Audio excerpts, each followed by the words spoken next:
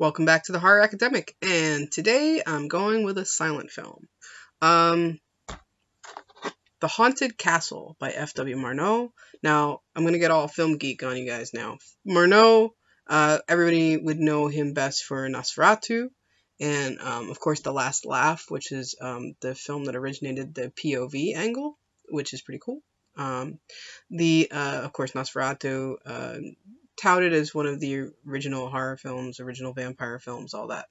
Um, but the thing is that this film, which actually is 1921, which is the year before Nosferatu comes out, is not actually a horror film. So the title is a little setting off. The Haunted Castle made it sound like a horror film, but it wasn't. It was a mystery. It was a bit of a melodrama. It was really good though, so that's okay. I like good mystery every now and then. It's beautifully shot. It takes place in I wouldn't call this a castle. I would call this a mansion. So it's this kind of like German aristocracy. It's a get together at a lord's house it's in this 1920s. So and they're getting together for a great hunt, and you have all these well-to-do men, society men, I guess you'd say, sitting about smoking their cigars and reading the paper and playing cards and just kind of mingling as they wait for the weather, because it's raining while they're having this event, and they can't have the hunt until the rain's over. So they're stuck inside, so they're making best of it, hanging out, having a good time. And someone uninvited shows up, and the uninvited guest is one of the men in the room is a retired judge, and says he's rumored to have killed his brother, and he was on trial, but he walked away free, but everyone thinks he did it.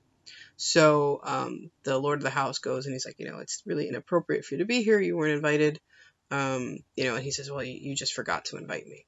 And well, the widow of your brother, the man that you were supposed to have killed, is on her way with her new husband, and it's 4 years later. So it would be best if you're not here, because we don't want to show, right?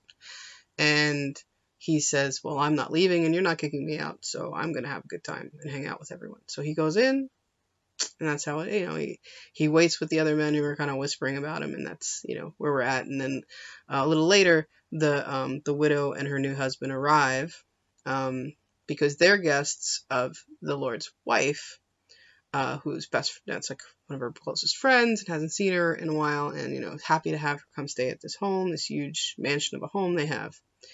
And of course she's like, well, if he's here, I can't be here, I must leave. And then she's like, well, wait, you can't leave, because the friar, who we're all friends with,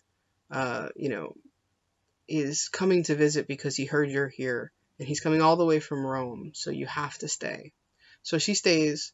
The friar does come. The next day the weather's better, so they go out for the hunt, but it only lasts a little while before the weather switches on them again. They come back, and all of this goes on. And the widow, when the friar arrives, says that, she basically goes, I have to confess, and I will only confess to you because you can tell no one. And she tells the story of how her marriage went from a happy marriage to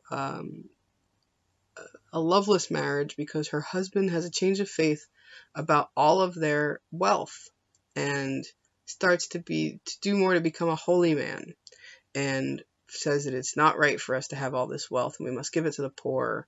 And he wants to break away from aristocracy and to be a pious man, and she is not into this change.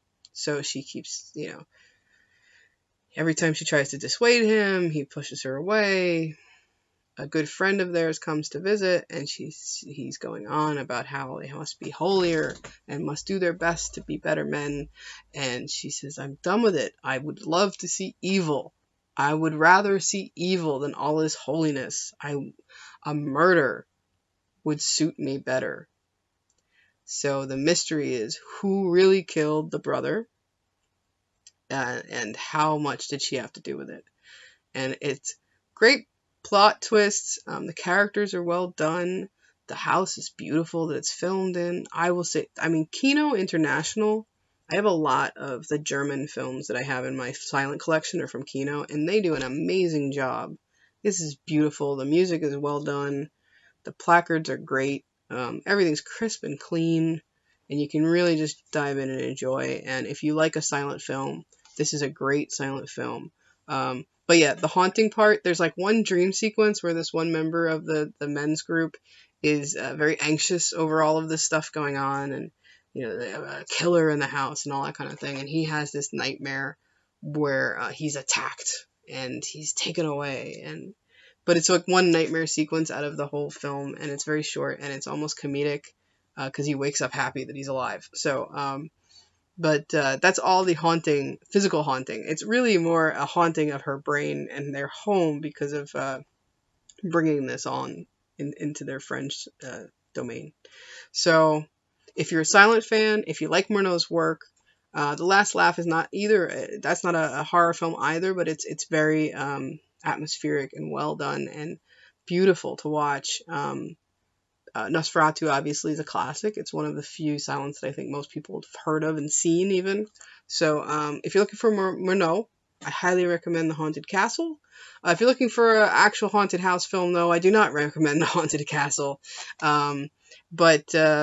Yeah, check out silent films. They're good for you. It's great to see what you can do in storytelling without saying anything. And that's what I like about it.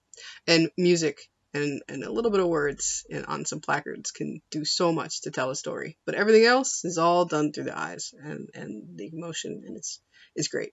I love a good silent film. So I'm going to end off this week with a recommendation for some of you, but not everybody. If you're not into horror, if you're not into silent horror or silent melodramas, then leave this one off the list. But if you haven't watched Nosferatu yet, check that one out, okay? So enjoy some silent films, and I'll see you next week, and it won't be a silent movie, I promise, okay? Have a great weekend.